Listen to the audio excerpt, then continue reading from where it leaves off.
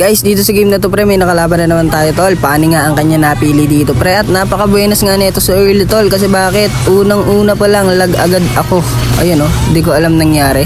Ako na pala yung nabigyan doon. Kaya ayun ha, first blood tayo doon. At dito guys, sa second sabayan namin, wala, medyo delay talaga guys. Dito sa video hindi makikita, pero pag talagang nandito ka sa game, kitang kita mo. Pero dito pre, bumawi na agad ako tol. Hindi ko na hinayaan na makabawi pa siya dun par. Tapos dito tol, nag-invade siya tol. Syempre hindi ako papayag na makukuha niya yan pre. Kahit lamang siya dyan pre, di ba? Nasa farm natin siya tol, mas malakas tayo dyan. Kaya ayun, nabigyan natin ulit siya dun pre.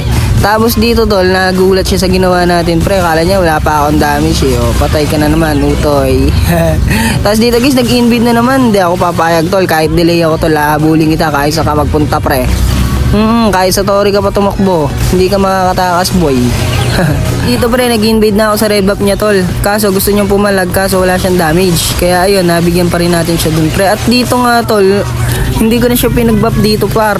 Kaya ang ginawa ko, binigyan ko na lang siya dito pre. Ito yung pandarayang ginawa niya pre, nung sinabing Miter. Nagpunta dun sa third tower na hindi pa third tower. Kaya sabi ko dyan, hindi pa third tower yan. Sabi niya, kala niya sira na, wala na. Kung mapapansin nyo guys, sobrang lag ko talaga dito, sobrang delay pre. Ayan o, pinipindot ko tol, hindi talaga mapindot. Buti na lang pre, hindi marunong yung kalaban natin. Kaya ayun, nabigyan ulit natin siya doon. At ang hindi ko nga napansin doon pre, bigla palang tumigil yung screen recorder ko.